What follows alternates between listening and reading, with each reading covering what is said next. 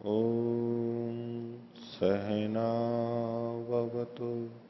सहनौ भुनक्तु सह वीर्यं करवावहै तेजस्विनावधीतमस्तु मा विद्विषावहै।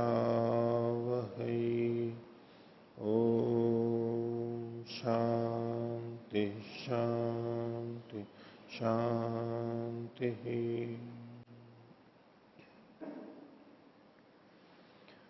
मीमांसा दर्शन की 370वीं कक्षा, मीमांसा दर्शन के 9वें अध्याय का तृतीय पाठ। इसमें हम पिछली कक्षा में 12वें अधिकरण को देख रहे थे। इसमें 36वें सूत्र तक देख लिया था। 12वें अधिकरण का विषय है अध्रिगु प्रेषगत जो मेदपति शब्द है वो देवता परक है अथवा यजमान परक है। तो सिद्धांति का पक्ष है वो देवता परक है।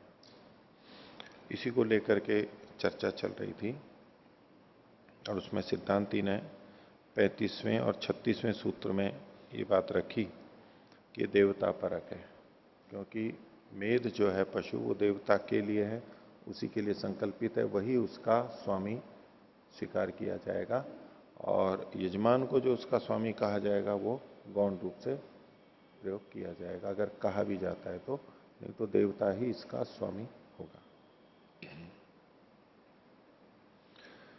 तो इसके ऊपर आगे 37वें सूत्र में पूर्व पक्षी अपने आक्षेप को दोहरा रहा है, कह रहा है उत्कृष्येत एक संयुक्तो द्विदेवते असंभवात। तो ये जो एक से संयुक्त है, एक वचन वाला, उसका उत्कर्ष होना चाहिए, यहां प्रयोग नहीं हो सकता है। किस पक्ष में? जब आप उसको देवतावाची मान रहे हो। अगर उसको यजमानवाची मानते तब तो एक यजमान था तो एक वचन वाला काम में आ जाता। जब आप इसको देवतावाची मान रहे हो तो जो एक से संयुक्त है यानी एक वन निगत है उसका तो उत्कर्ष करना होगा। द्विवचन वाला है तो देवता दो है तो वहां काम में आ जाएगा, लेकिन एक वाला का उत्कर्ष होगा। उत्कृष्यता एक संयुक्तो द्विदेवते असंभवात, क्योंकि जो दो देवता हैं वहां पर अग्निशोम, वहां दो में ये एक वचन वाला संगत नहीं हो सकता है, संभव नहीं होगा। ये जो बात है पीछे 34वें सूत्र में भी कही थी पूर्व पक्षी की, उसी को ये दोबारा कह रहा है। तो भाष्य में जो कहा इति यदुक्तम तत्परिहर्तव्यम, ये जो हमने कहा था उसका परिहार कीजिए, तो ये कहां कहा गया था? 34वें सूत्र में नहीं, हाँ 34वें सूत्र में स्वामिनो वा एक शब्दात उत्कर्षो देवतायाम स्यात्, देवता मानने पे इसका उत्कर्ष करना चाहिए। उसी बात को इसने कहा कि इसका समाधान कीजिए, ये कैसे होगा? तो सिद्धांति बोलता है 38वें सूत्र में एकस्तु समवाया तस्य तल लक्षणत्वात्, एक ही मानेंगे देवता को, क्यों? समवाय संबंध से, दोनों साथ साथ वहां पर पढ़े गए हैं इसलिए, और वो उसमें घट जाएगा। भाष्य अत्रोच्यते यौ ही तौ द्वौ अग्निशोमौ तयोर गणे मेधपति शब्द। तो अग्निशोम जो है वहां मिला करके प्रयोग किए गए, यद्यपि दो देवता हैं लेकिन समस्त रूप से प्रयोग किए गए हैं। अग्निशोमियम पशुम आलवेता, तो अग्निशोमीय, ये अग्नि और सोम को इकट्ठा करके कहा गया है, क्योंकि यौ ही तो दो अग्निशोमऊ तयोर गणे मेधपति शब्द, उनका जो गण है समूह है उसमें मेधपति शब्द है, और गण तो एक ही है तो एक वचन वहां पर संगत हो जाएगा। सचात्र देवता समवेत, और वो जो गण जो है वो देवता से समवेत है, देवता वहां पर सम्मिलित है। तस्मिन कर्मणि एकस्मयी गणाय मेधम उपनयता इत्युच्यते, तो ऐसे उस कर्म में एक गण के लिए मेध को ले जाता है, ये वहां पर अर्थ बनेगा। दो देवताओं के लिए मेध को, पशु को ले जा रहा है ये नहीं, एक गण के लिए मेध को ले जाता है, ऐसा बन जाएगा।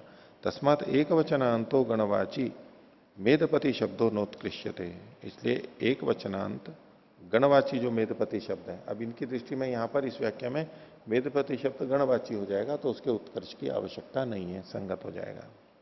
यह समाधान किया। दूसरा इसी में समाधान कर रहे हैं 39वां सूत्र, संसर्गित्वाच तस्मात् तेन विकल्प स्यात्। और संसर्गी होने से। संसर्गी मतलब साथ में जुड़ने से, अपेक्षिक दूसरे के संसर्ग से सापेक्ष होने से, इसलिए संसर्गी होने से भी उसमें विकल्प को प्राप्त होता है।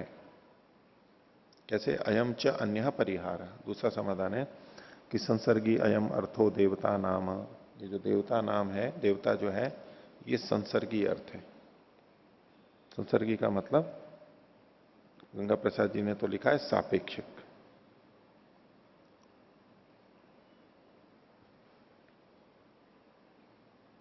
और कुछ इसको द्रव्य भाग अर्थ में भी लेते हैं, पर ठीक है, संसर्गी होता है, इकट्ठे होते हैं।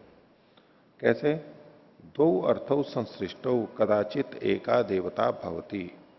संसर्गी चायम अर्थो देवता नाम, ये जो देवता है यहां पर अग्निशोम, वो संसर्गी है, मतलब एक ही द्रव्य का भाग है। पशु तो एक ही है, अग्निशोमियम पशुम आलभेता, इस दृष्टि से वो संसर्गी है, एक ही द्रव्य में दोनों जुड़ रहे हैं।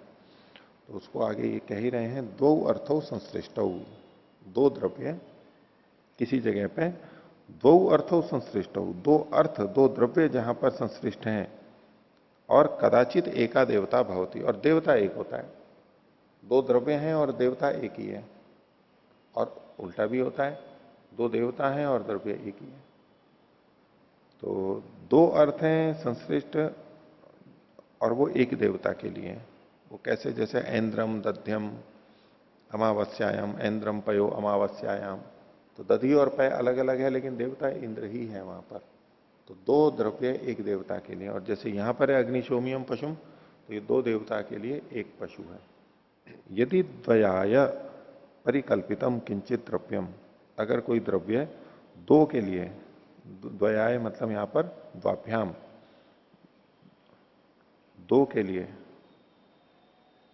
दो देवता के लिए एक द्रव्य कोई हो, तो तत्र द्वयम देवता भवति, तो वहां पर दो देवता हो सकते हैं। दो अर्थों संश्लिष्ट एकताम यातः, जहां दो अर्थ संश्लिष्ट होकर के एकता को प्राप्त होते हैं। जैसे यहां पर अग्निशोमियम पशुम, अग्निशोमियम इसको लेते हुए, और तस्मात एक वचनांतोपि प्रकरणम अभिनिवेशते पूर्वेण च सह विकल्पेते इति, इसलिए जो एक वचनांत है, एक वन निगत है, ये भी यहां पर इस प्रकरण में निवेश को प्राप्त होगा, इसको उत्कर्ष करने की आवश्यकता नहीं है। और पूर्व के साथ में ये विकल्प को प्राप्त होगा। पूर्व का मतलब है द्विवन निगत जो है उसके साथ विकल्प को प्राप्त होगा, ये भी प्रयोग कर सकते हैं, और विकल्प से उसको भी प्रयोग कर सकते हैं। ये जो द्वयाय है ये आर्ष प्रयोग हो गया, या तो द्वय, द्वय मान करके द्वयाय, चतुर्थी एक वचन ले लिया यहां पर। आगे और सिद्धांति कहता है एकत्वेपि गुण अनपायात, तो यहां पर अच्छा, इसमें पहले ये देखिए, जो 37वां सूत्र है इसका नीचे इन्होंने अर्थ नहीं किया है, इसको इन्होंने सूत्र माना ही नहीं है यहां पर नहीं, लेकिन ये इन्होंने लिया है, इसको सूत्र ही नहीं माना। दयाशंकर जी ने, जज्जर वाला जो है, वहां से इन्होंने लिया है सारा का सारा, उन्होंने इसको सूत्र नहीं माना है इस भाग को, पर यहां इन्होंने सूत्र मान करके उल्लेख किया, तो उन्होंने सूत्र ही नहीं माना, इसलिए उसका अर्थ ही नहीं किया। इसको उन्होंने भाष्य का अंश मान लिया, इसलिए वहां अर्थ नहीं किया। पर ये तो सूत्र मानते हैं इसलिए सूत्र लिखा, लेकिन अर्थ यहां पर आया नहीं, वहां से, वहां था ही नहीं अर्थ, तो यहां कहां से आएगा, इसलिए छूट गया।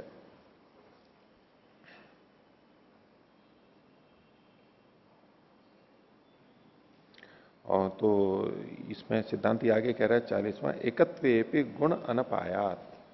हाँ ओ आचार्य जी, अभी जो आपने बताया कि एक देवता और दो द्रव्य, उसका क्या एक उदाहरण? देवता हो तो भी दो द्रव्य अलग अलग हो सकते हैं। हाँ होता है ना ये, ऐन्द्रम दध्य अमावस्यायाम, ऐन्द्रम पयो अमावस्यायाम, अमावस्या में दधि भी होता है और पय भी होता है, लेकिन देवता इंद्री है, इंद्र देवता के लिए ही है। देवता एक है, द्रव्य दो हो गए, और यहां है दो देवता हैं और एक द्रव्य है, ऐसा। तो एकत्वेपि गुण अनपायात, ये है तो सिद्धांति का सूत्र, लेकिन ये अभ्युपगम से बोल रहा है। ये एकत्व को स्वीकार करके बोल रहा है, बोले एकत्व होते हुए भी, एकत्व मानते हुए भी यहां से इसका उत्कर्ष नहीं होगा। कैसे नहीं होगा उसकी थोड़ी इन्होंने अलग ढंग से व्याख्या की है। इसलिए भाष्यकार ने कहा अनवारूह्य वचनम इदम, अनवारूह्य वचन है यह, यानी अभ्युपगम से है, साहसिक है। अनवारूह्य इसको साथ में जोड़ेंगे, पर पक्षम अनवारूह्य, दूसरे के पक्ष को लेते हुए, स्वीकार करते हुए, उसके दूसरे के पक्ष पर आरूढ़ होते हुए, अनवार अनु आरूह्य, आरूह्य, उसके पीछे पीछे उस पर आरोहण कर लिया कि हाँ ये चलो इसको मैं भी मान लेता हूं, ऐसा मानते हुए, यानी अभ्युपगम से कथन है ये, अनवारूह्य वचनम इदम। तो वो कहता है मां तावत भूत इह एकत्वम अर्थ, या एकत्व अर्थ ही नहीं होगा, एकत्व अर्थ नहीं होगा। एक वन निगत जो है उसमें माबूद यह एकत्व अर्थ है, यहां एकत्व अर्थ नहीं होगा। पिछले में उसने कहा था गण के रूप में एकत्व मान लेंगे हम, संसर्गी होने से और समवाय होने से मान लेंगे, उसको एक गण मान के एकत्व ले लिया। अब एक है कि चलो हम इसको एकत्व यहां पर नहीं मानेंगे, दो देवता मान लेंगे, तब भी समाधान का प्रयास कर रहा है। तो कह रहे मां तावत भूत यह एकत्वम अर्थ, एक वन निगत में एक देवता वाला अर्थ ना हो, एक देवता यहां पर नहीं हो। तो आगे कहते हैं यथापि, या तथा कर लीजिए, तथापि फिर भी प्रकरणम अनुप्रविशेत एवं एक वचनांत, यहां एकत्व अर्थ न हो का मतलब है एक देवता नहीं है, यहां पर दो है ना, इसलिए एकत्व अर्थ नहीं है। देवता के लिए तो ये था, तो दो देवता है इसका मतलब है एकत्व अर्थ यहां पर नहीं है। वो एक वचन तो है, एक मन निगत में तो जो एक वचन है वो तो है, लेकिन उसका जो अर्थ है अभिधेय वो एक नहीं है। इसलिए कहा मां तावत भूत यह एकत्वम अर्थ, एकत्व अर्थ भले ही नहीं हो, एक देवता भले ही नहीं हो, दो हो, तथापि फिर भी प्रकरणम अनुप्रविशेत एक वचनांत, एक वचनांत है, एक वच निगत है, ये फिर भी यहां पर प्रकरण में निवेश को प्राप्त होगा, यहां से उत्कर्ष नहीं करना होगा। कैसे कि प्रातिपदिकम ही तस्य विद्यमानार्थम, उसका प्रातिपदिक ये विद्यमान अर्थ है। जैसे ग्रह के संदर्भ में कहा था, निपाश के संदर्भ में कहा था, तो वचन नहीं, लेकिन जो प्रातिपदिक है उसका अर्थ तो यहां पर विद्यमान है। देवता तो है, तो प्रातिपदिकम ही तस्य विद्यमानार्थम अल्प विराम एक वचनम च उपनयन संबंधार्थम, और जो इसमें एक वचन है वो उपनयन के संबंध के लिए, ले जाने के लिए, के संबंध के लिए, कि उन दोनों देवताओं के लिए उपनयन तो एक ही बार किया जाता है। देवता भले ही दो हों, एक पशु को ले जाया जा रहा है तो उपनयन तो एक ही बार होता है दोनों के लिए, वो सम्मिलित रूप से एक बार होता है। तो एक वचन को उपनयन के साथ में जोड़ लेंगे, प्रातिपदिक है वो केवल देवता को बताने वाला होगा। तो अब संख्या प्रातिपदिक से नहीं जुड़ रही है, देवता के लिए नहीं जुड़ रही, इसलिए भले ही नहीं हो, एक देवता दो देवता हो। तो प्रातिपदिकम ही तस्य विद्यमानार्थम एक वचनम च उपनयन संबंधार्थम, एक बात, और ऐसा होने पर एकत्वम व अविवक्षितम, अथवा एकत्व को अविवक्षित मान लो।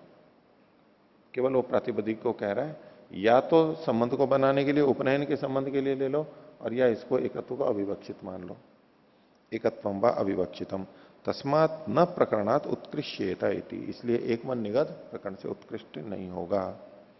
इस पे पूर्व पक्षी कहता है अथोच्यते एकत्व विशिष्ट से विभक्ति संबंधम प्रवैती, इसमें अन्वय ऐसे करेंगे, विभक्ति ही एकत्व विशिष्ट से संबंधम प्रवृत्ति, विभक्ति जो है ये संबंध बता भी रही है, तो एकत्व से विशिष्ट क्या संबंध बता रही है। सिद्धांति ने पीछे क्या कहा था, एक वचनम च उपनयन संबंधार्थम, उपनयन के संबंध के लिए। तो ये पूर्व पक्षी कह रहा है कि ये जो विभक्ति है ये एकत्व विशिष्ट के संबंध को बता रही है। एक वचन है तो उपनयन के साथ संबंध को ले रही है, लेकिन एकत्व विशिष्ट के साथ में ले रही है। तो इसका उत्तर सिद्धांति दे रहा है, तथापि अस्मत् पक्षे उपपद्यते तराम, बोले ऐसा मानोगे तो भी हमारे पक्ष में सिद्ध हो जाएगा। कैसे सिद्ध होगा, तो बोले सर्वोपि ही एकत्व संबद्ध इति, जितने भी हैं, जितने मतलब जो दो है वो भी एकत्व से तो संबंध है ही। जैसे सब चीजें त्रिगुणात्मक होती हैं, कुछ भी बना लो, बोले त्रिगुणात्मक। तो दो हो तो भी एकत्व से तो युक्त है, दो बनाया कहां से, एक और एक ही तो है, एक और एक ही तो है दो। एकत्व नहीं है क्या दो के अंदर? है, सभी में एकत्व है, मूलभूत है।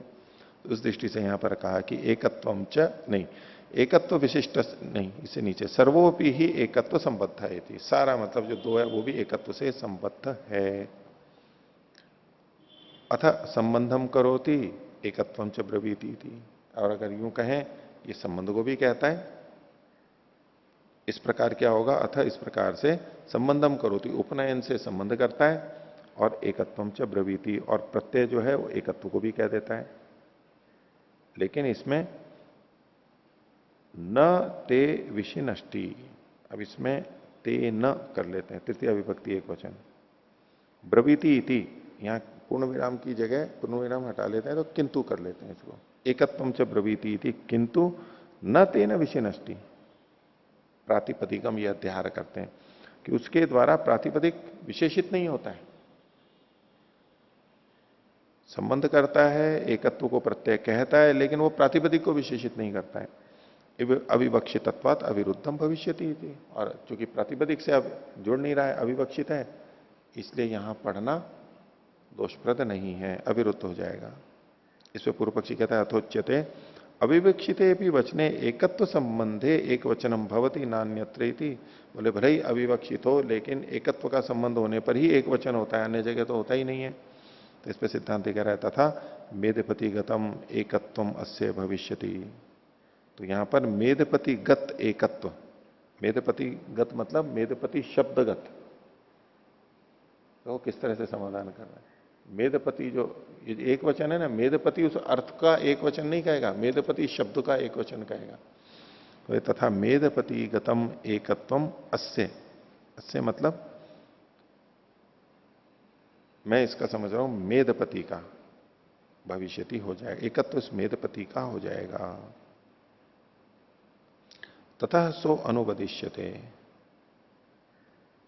तो वो अनुवाद के रूप में होगा और वहां पर कोई दोष नहीं आएगा, तस्मात अदोष है, इसलिए कोई दोष नहीं आएगा। पंक्तियां वैसे विचारणीय हैं, यहां पर सर्वनाम का क्या अर्थ लिया जाना है। तथा मेधपति गतम एकत्वम अस्य भविष्यति, अस्य मतलब अग्निशोमीय से पशु हो, ऐसा कुछ लोग अर्थ करते हैं।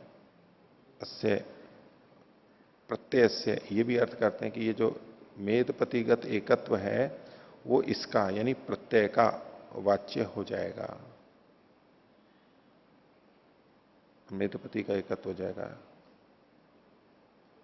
ठीक है, तो ये लेकिन इन्होंने समाधान तो किया, लेकिन ये अभ्युपगम से किया, जैसे तैसे करने का प्रयास किया है, इतना ही है, मूल इनका उत्तर नहीं है ये। मूल समाधान तो कर ही चुके हैं पहले। अगला अधिकरण 13वां, बहुदेवत्ये पशु एक वचनांत मेधपति शब्द से द्विवचनांतेन विकल्पाधिकरणम। तो बहुदेवत्य जब अनेक देवता हों और बहुदेवत्य पशु, और पशु जो है वो एक हो, बहुदेवत्य पशु एक वचनांत मेधपति शब्द का द्विवचनांत के साथ में, द्विवचनांत मतलब द्विवचनांत निगद, उसके साथ में विकल्पाधिकरण विकल्प हो जाएगा।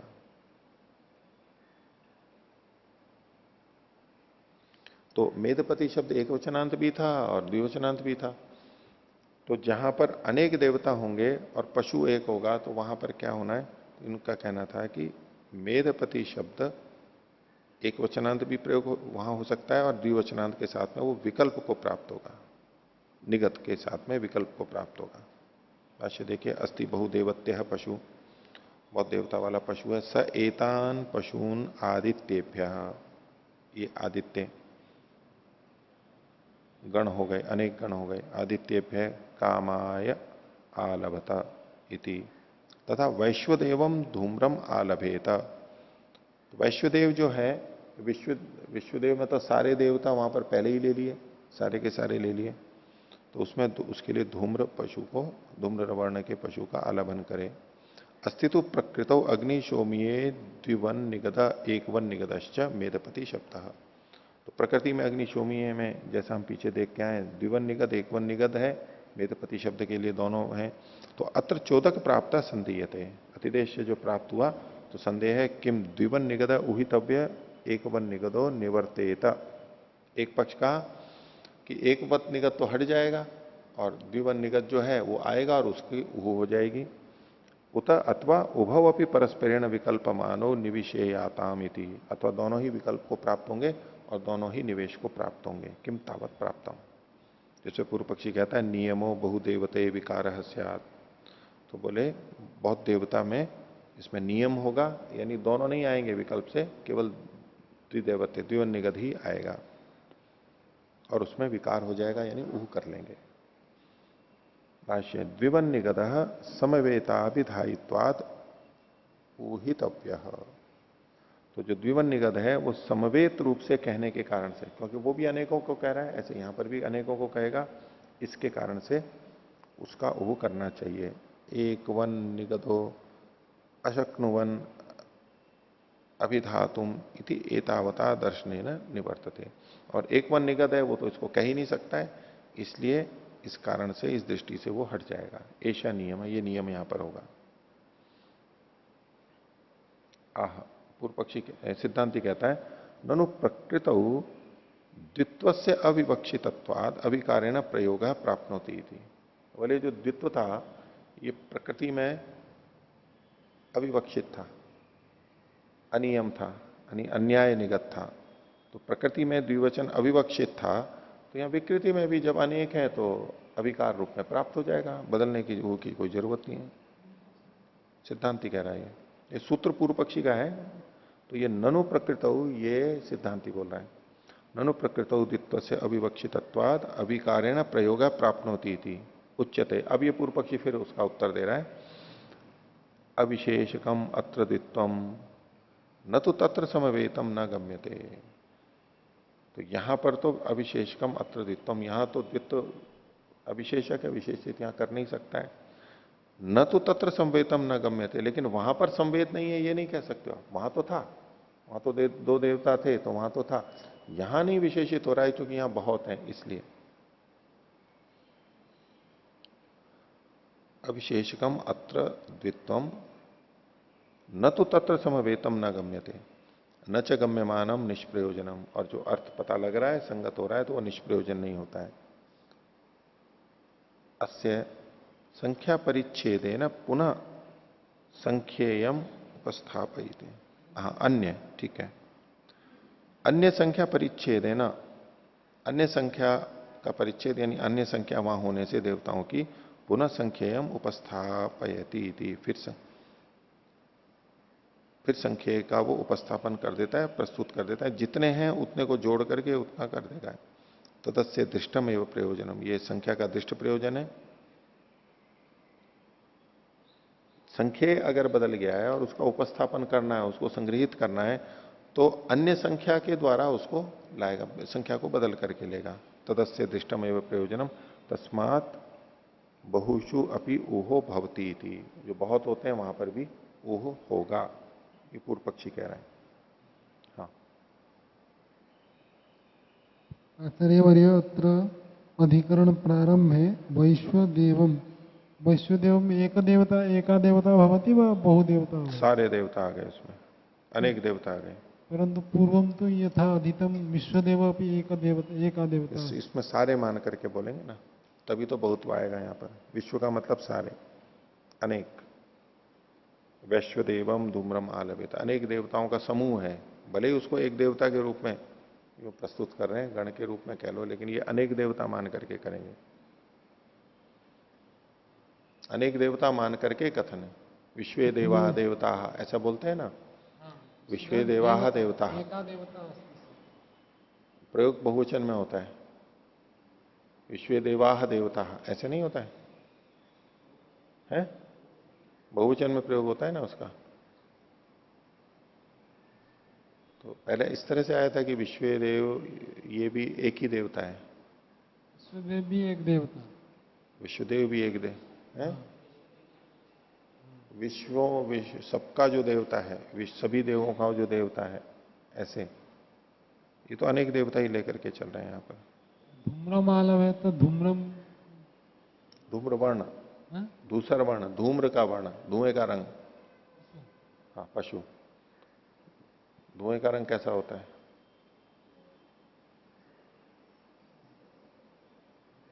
अब धुआं जब उड़ रहा होता है तब देख, नहीं जब जम जाता है तब। धूम्रवर्ण जो होता है ना, धूसर वर्ण को बोलते हैं, बुरा बुरा सा जो होता है ना, उसको धूम्रवर्ण बोलते हैं। जो जब जैसे छत वगैरह में लग जाता है तो हम कहते हैं ना किसका रंग है ये, धुएं का रंग है। उसमें कुछ कालापन लिए भी होता है और कुछ भूरा भूरा सा भी होता है, स्लेटिया कह लीजिए थोड़ा सा, और थोड़ा सा कई बार भूरा भूरा सा भी होता है, थोड़ा सा हल्का पीलापन लिए हुए, भूरापन भी होता है उसके अंदर धुएं का। हाँ, दूसरा वचन भी था जो स एतान पशुन आदित्येभ्य कामाय आलभते, तो यहाँ आदित्येभ्य से बहुत सारे देवता ले रहे हो ऐसा? हाँ, हाँ, बहुत सारे देवता हैं।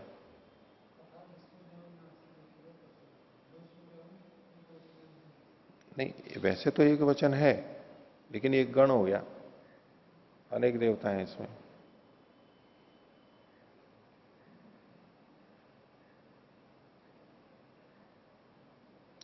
तो इसमें सिद्धांति कह रहा है 42वां सूत्र, विकल्पो वा प्रकृतिवत, प्रकृति के समान इसमें विकल्प होना चाहिए कि यदुक्तम द्विवचनांत उहितव्य थी, द्विवचनांत की तो उहा करनी चाहिए, ये जो उसने कहा था इति, ये पूर्ण विराम के बाद में अल्प विराम लीजिए, तद गृहणीमः, फिर पूर्ण विराम लगा दीजिए। बोले इसको तो हम स्वीकार करते हैं, द्विवचनांत जो है उसकी उह करना चाहिए, ये तो हम स्वीकार करते हैं। और यतु एक वचनांत तो निवर्तेता इति, अब पूर्ण विराम के बाद फिर अल्प विराम ले लीजिए, तन्न। और जो आपने कहा कि एक वचनांत तो यहां से हट जाएगा, वचन जाएगा ही नहीं वहां पर, ये ठीक नहीं है। बोले एक वचनांतोपि प्रकृतिवत यह द्विवचनांतेन विकल्पित अर्हति, जैसे प्रकृति में एक वचनांत और द्विवचनांत में विकल्प हो रहा था, एक वचनांत द्विवचनांत को विकल्पित कर रहा था, ऐसे यहां पर भी विकल्पित कर सकता है। उक्तम ही गणाभिप्रायम तत्प्रकृत, और प्रकृति में उसको कहा ही था कि वो गण के अभिप्राय से एकत्व को कह रहा है, भले ही दो देवता हैं। एक बात तो, एक तो गण के अभिप्राय से, दूसरा का संसर्गित्वाद्वा देवता नामिति, और उनके संसर्गी होने से, मिल करके होने से, वो एक पशु जा रहा है तो उन दोनों के लिए जा रहा है। तत्वत इहापि गणाभिप्रायात संसर्गित्वाद्वा देवतानाम विकल्पेन निवेक्षते इति, उसी प्रकार गण के अभिप्राय से अथवा संसर्गी होने से देवताओं के संसर्गी होने से विकल्प से यहां पर निवेशित हो जाएगा, एक वन निगत भी यहां पर आएगा। तो द्विवन निगत जो है उसकी तो उहु होगी, और एक वन निगत है वो बिना उहु के आएगा, ऐसा यहां पर अभिप्राय है, आएगा इतना तो है। अब अगला अधिकरण भी इससे जुड़ा हुआ है, तो उसमें उहु करनी चाहिए, वो एक पक्ष आएगा, लेकिन ये आगे जाएगा, एक वन निगत भी आगे जाएगा, हटेगा नहीं, ये इतना यहां पर हुआ। ये जो अधिकरण है 13वां, इसमें कुतल वृत्तिकार कहते हैं कि ये पूर्व अधिकरण के तो प्रयोजन का वाची है, और जो अगला अधिकरण है उसका औपोद्घातिक है। टुप्टिका के अंदर इसमें अगला जो अधिकरण आ रहा है अंतिम, इसके पहले ये इसकी भूमिका बनाने के लिए, इससे संबंधित ही बात है। तो शीर्षक देखिए अगला 14वें अधिकरण का, पशुगणे एक वचनांत मेदपति शब्दस्य ऊहाधिकरणम। तो पशुगण जहां पर हो तो एक वचनांत मेदपति शब्द का भी ऊह करना चाहिए। अस्ति एकादशिनी, एकादशिनी एक इष्टि है, उसके अंदर ये वाक्य मिलते हैं, प्रैवाग्नेयेन वापयति मिथुनम सारस्वत्या करोति, रेतः, मिला लीजिए इसको, रेतः सौम्येन दधाति और प्रजनयति पौष्णेन इत्येवम आदि।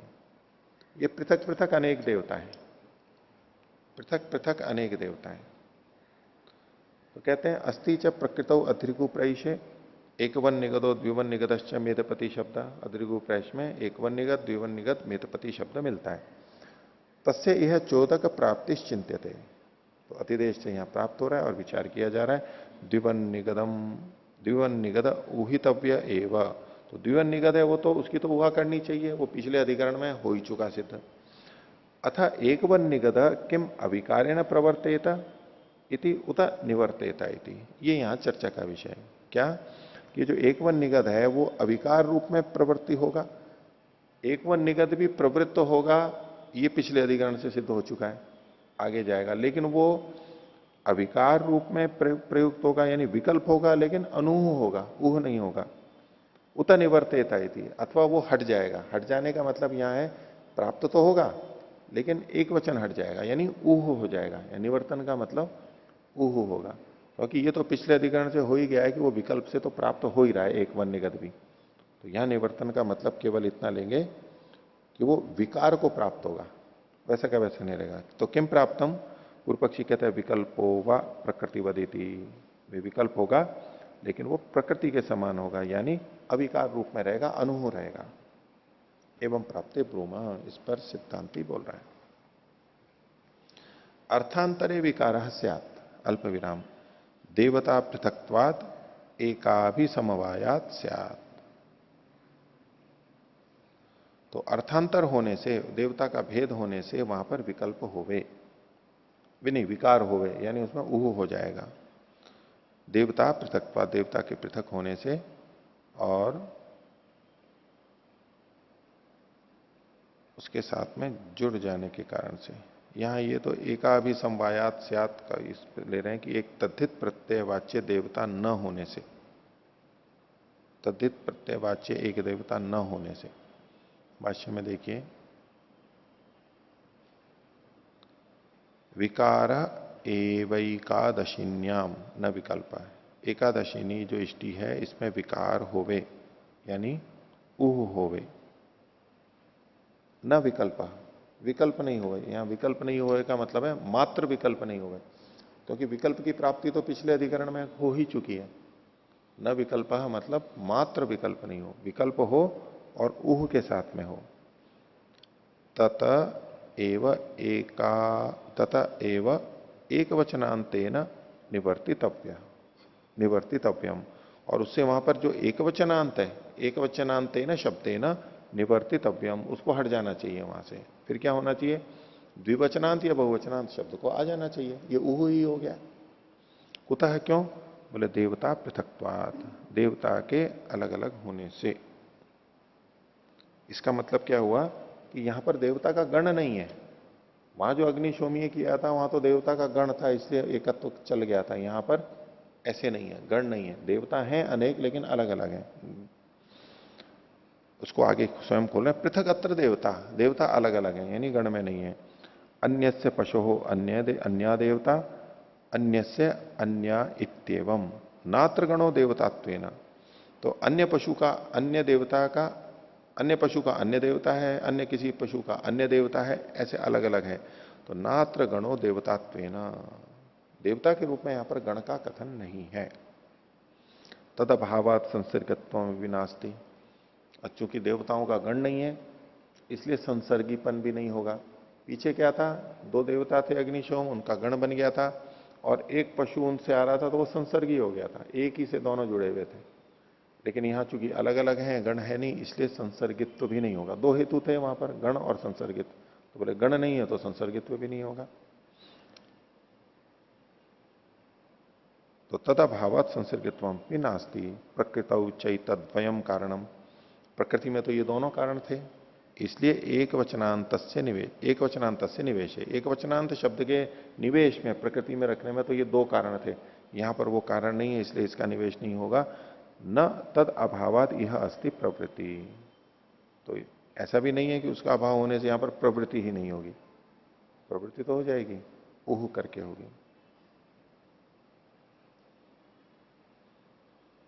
या यूं कहेंगे तद अभावात, ठीक है, उसका अभाव होने से, उसका अभाव मतलब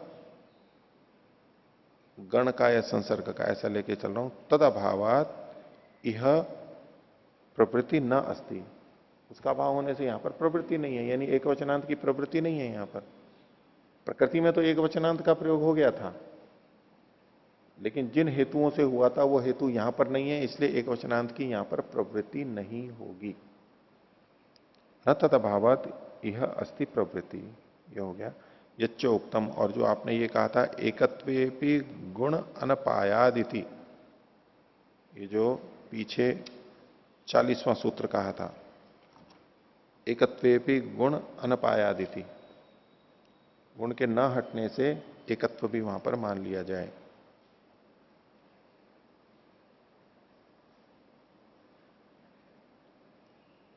यानी गण से भिन्न एकत्व गुण भी वहां पर माना था इसने, सिद्धांति ने।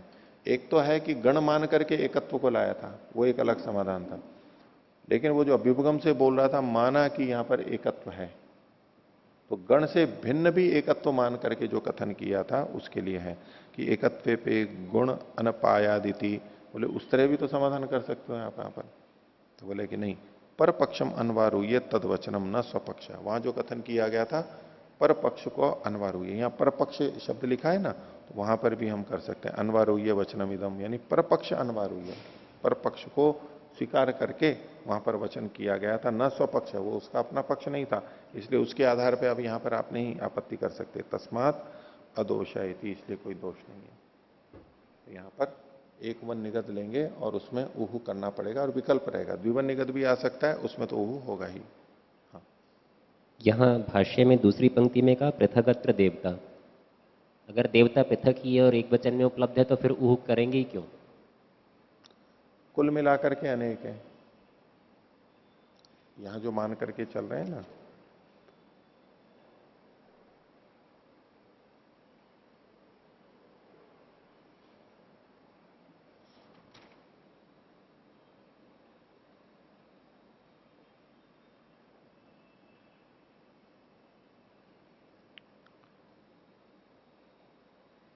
सबके लिए अलग अलग है, लेकिन सबको मिला करके इनको शायद कहना होगा, यही अर्थ निकल सकता है और कुछ नहीं। जैसे इन्होंने कहा ना अर्थांतरे विकार से, इसमें नीचे अर्थ देखिए, भिन्न भिन्न देवता याग समुदाय में। तो देवता तो भिन्न भिन्न है, और लेकिन उसी एक याग में वो प्राप्त हैं, उसके लिए कुछ ना कुछ प्रयोग होना चाहिए।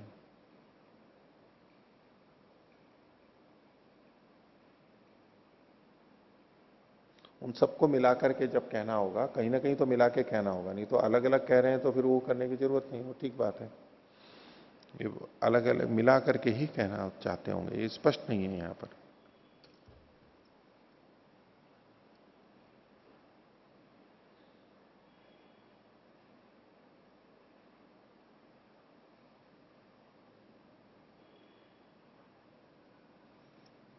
तो इस प्रकार ये 9वें अध्याय का तृतीय पाठ समाप्त होता है। आज का पाठ इतना ही रखते हैं। प्रणव।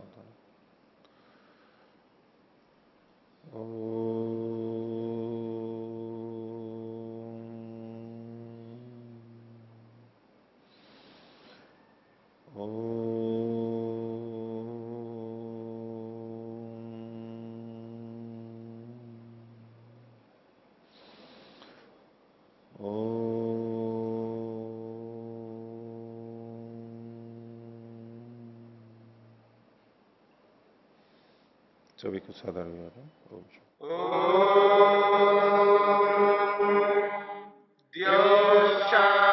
शांतिरंतरिक्षम शांति पृथिवी शांतिरापः शांतिरोषधयः शांति वनस्पतयः शांतिर्विश्वे देवा शांतिर्ब्रह्म शांति सर्वं शांति शांतिरेव शांति क्षमा शांतिरेधि। ओम शांति शांति शांति।